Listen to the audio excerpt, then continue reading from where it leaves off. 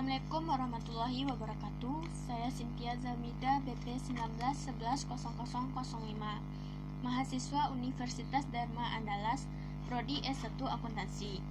Di sini saya akan menjelaskan tentang pendekatan analisa rasio sebagai salah satu alat analisa dalam menilai kinerja suatu perusahaan, di mana kita harus mengetahui analisis laporan keuangan itu. Di mana analisis laporan keuangan itu penting dilakukan untuk mengetahui kekuatan dan kelemahan suatu perusahaan. Informasi ini diperlukan untuk mengevaluasi kinerja yang dicapai manajemen perusahaan di masa yang lalu, dan juga untuk bahan pertimbangan dalam menyusun rencana perusahaan untuk kedepannya. Salah satu cara memperoleh informasi yang bermanfaat dari laporan keuangan perusahaan itu adalah dengan melakukan analisis rasio keuangan.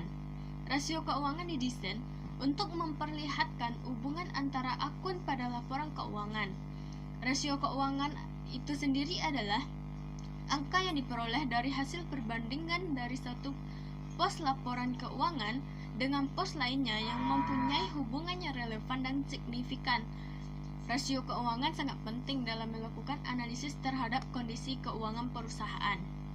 Jadi, rasio keuangan merupakan suatu kegiatan membandingkan angka-angka yang ada dalam laporan keuangan dengan cara membagi satu angka dengan angka lainnya.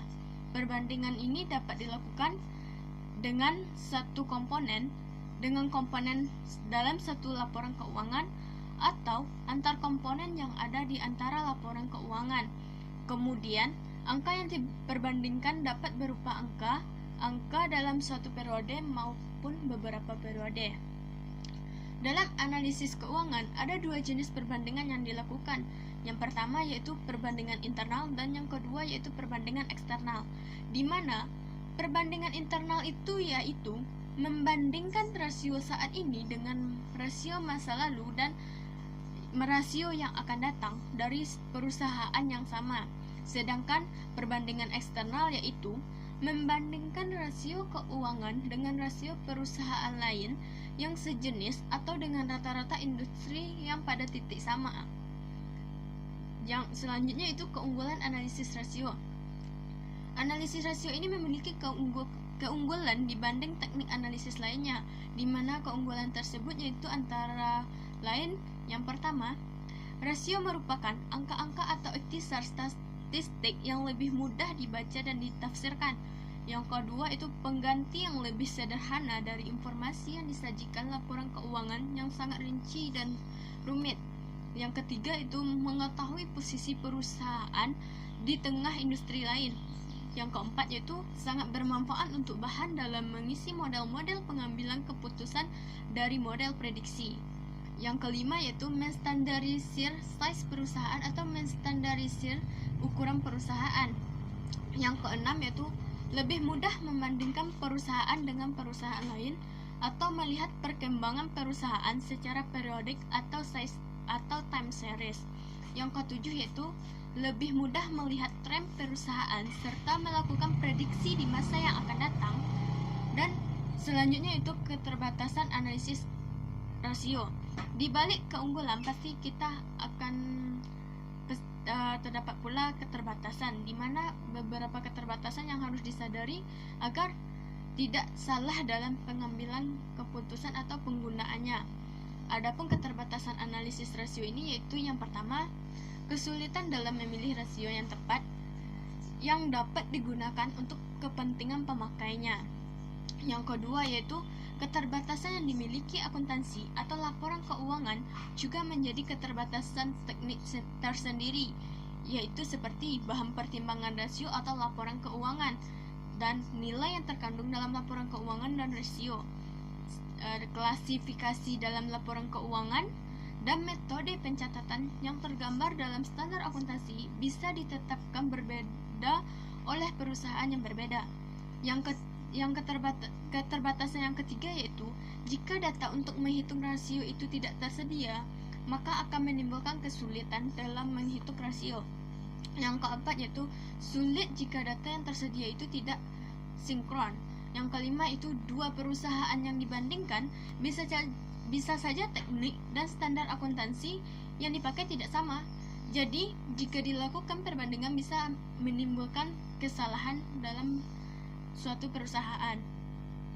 Bentuk-bentuk rasio yaitu untuk mengukur kinerja keuangan perusahaan dengan menggunakan rasio-rasio keuangan dapat dilakukan dengan beberapa rasio keuangan. Setiap rasio keuangan itu memiliki tujuan, kegunaan, dan arti tertentu. Kemudian, setiap hasil dari rasio yang diukur diinterpretasikan sehingga menjadi berarti bagi pengambilan suatu keputusan. Bentuk-bentuk rasio keuangan itu diantara lain yaitu yang pertama, rasio likuiditas atau liquidity ratio, yaitu suatu rasio keuangan yang menunjukkan kemampuan perusahaan dalam memenuhi kewajiban jangka pendeknya, yang pada prinsipnya semakin tinggi rasio likuiditas, maka akan semakin baik kemampuan suatu perusahaan dalam memenuhi kewajiban jangka pendeknya. Yang kedua yaitu rasio leverage atau leverage ratio, yaitu rasio leverage atau utang atau solvabilitas, yaitu adalah rasio keuangan yang digunakan untuk mengukur kemampuan perusahaan dalam memenuhi kewajiban jangka panjangnya. Yang ketiga yaitu rasio aktivitas atau activity ratio, yaitu rasio keuangan yang mengukur bagaimana suatu perusahaan secara efektif dalam mengelola aktiva-aktivanya. Yang keempat yaitu rasio profitabilitas atau profitability ratios, yaitu memperlihatkan pengaruh kombinasi likuiditas, aktivitas, dan leverage terhadap hasil operasi. Rasio profitabilitas ini mengukur seberapa besar kemampuan suatu perusahaan dalam menghasilkan keuntungan. Yang kelima yaitu rasio nilai pasar atau market value ratios, yaitu di mana rasio ini merupakan sekumpulan rasio yang menghubungkan antara harga saham dengan laba, nilai buku per saham, dan dividen. Rasio ini memberikan petunjuk mengenai apa yang difikirkan investor atas kinerja perusahaan di masa lalu serta prospek di masa mendatang. Selanjutnya yaitu rasio profitabilitas ini, yaitu pengertian dari rasio profitabilitas ini, yaitu tujuan dari rasio ini yaitu yang ingin dicapai perusahaan yang terpenting adalah memperoleh laba atau keuntungan yang maksimal di samping hal-hal lainnya. Dengan memperoleh laba yang maksimal seperti yang telah ditargetkan perusahaan dapat berbuat banyak bagi kesejahteraan pemilik, karyawan, serta meningkatkan mutu produk dan melakukan investasi baru. Oleh karena itu, manajemen suatu perusahaan dalam praktiknya dituntut harus mampu untuk memenuhi target yang telah ditetapkan. Maksudnya yaitu dasarnya keuntungan haruslah dicapai sesuai dengan yang diharapkan dan bukan berarti asal untung. Untuk mengukur tingkat keuntungan suatu perusahaan digunakan rasio keuntungan atau rasio profitabilitas. Rasio profitabilitas ini merupakan rasio untuk menilai kemampuan perusahaan dalam mencari keuntungan. Rasio ini juga memberikan ukuran tingkat efektivitas manajemen suatu perusahaan. Hal ini ditunjukkan oleh laba yang dihasilkan dari penjualan dan pendapatan investasi. Intinya yaitu, dalam penggunaan rasio ini menunjukkan efisiensi perusahaan. Penggunaan rasio profitabilitas dapat dilakukan dengan menggunakan perbandingan antara berbagai komponen yang ada di laporan keuangan, terutama laporan keuangan neraca dan laporan laba rugi. Pengukuran dapat dilakukan untuk beberapa periode operasi. Tujuannya yaitu agar terlihat perkembangan suatu perusahaan dalam rentang waktu tertentu, baik penurunan ataupun kenaikan, sekaligus mencari penyebab dari perubahan tersebut. Hasil dari pengukuran tersebut dapat dijadikan alat evaluasi kinerja manajemen selama ini. Apakah mereka telah bekerja secara efektif atau tidak? Jika berhasil mencapai target yang telah ditentukan, maka mereka bisa dikatakan telah berhasil mencapai target untuk periode atau beberapa periode. Namun sebaliknya, jika gagal atau tidak berhasil mencapai target yang telah ditentukan, maka artinya itu pelajaran bagi manajemen untuk periode ke depan. Kegagalan ini harus diselidiki di mana letak dari kesalahan dan kelemahannya sehingga kejadian tersebut tidak terulang lagi. Kemudian kegagalan atau keberhasilan dapat dijadikan sebagai bahan acuan untuk perencanaan laba ke depan, sekaligus kemungkinan untuk menggantikan manajemen yang baru, terutama setelah manajemen lama mengalami kegagalan. Jadi, rasio ini sering disebut sebagai salah satu alat ukur kinerja manajemen. Tujuan dan manfaat rasio profitabilitas. Rasio profitabilitas ini memiliki tujuan dan manfaat tidak hanya bagi pihak pemilik, usaha, dan manajemen, tetapi juga bagi pihak luar perusahaan, terutama pihak-pihak yang memiliki hubungan atau kepentingan dengan perusahaan. Tujuan penggunaan rasio profitabilitas bagi perusahaan maupun pihak luar perusahaan yaitu yang pertama, untuk mengukur atau menghitung laba yang diperoleh perusahaan dalam suatu periode tertentu. Yang kedua, untuk menilai posisi laba perusahaan tahun sebelumnya dengan tahun sekarang. Yang ketiga yaitu untuk menilai perkembangan laba dari waktu ke waktu. Yang keempat yaitu untuk menilai besarnya laba bersih sesudah pajak dengan modal sendiri. Yang kelima yaitu untuk mengukur produktivitas seluruh dana perusahaan yang digunakan baik modal pinjaman maupun dari modal sendiri. Sementara itu manfaat yang diperoleh yaitu yang pertama, mengetahui besarnya tingkat laba yang diperoleh perusahaan dalam satu periode. Yang kedua yaitu mengetahui posisi laba perusahaan tahun sebelumnya dengan tahun sekarang. Yang ketiga yaitu mengetahui perkembangan laba dari waktu ke waktu. Yang keempat yaitu mengetahui besarnya laba bersih sesudah pajak dengan modal sendiri.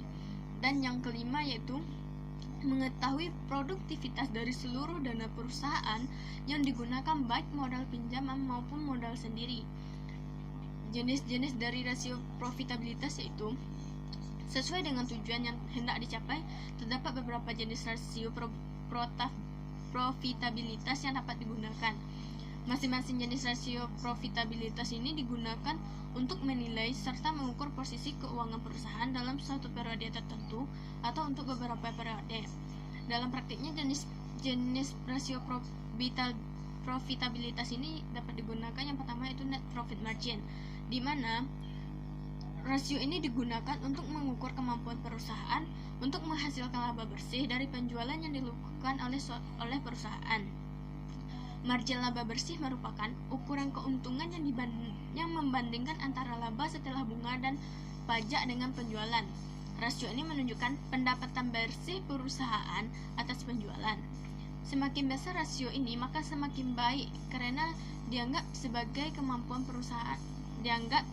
perusahaan dalam mendapat laba cukup tinggi. Untuk mencari net profit yaitu rumusnya yaitu laba bersih setelah pajak kita bagi dengan penjualan bersih. Selanjutnya yaitu yang kedua, return on asset, di mana rasio ini menunjukkan kemampuan perusahaan dengan menggunakan seluruh aktiva yang dimiliki untuk menghasilkan laba setelah pajak. Rasio ini penting bagi pihak manajemen untuk mengevaluasi efektivitas dan efisiensi manajemen perusahaan dalam mengelola seluruh aktiva perusahaan.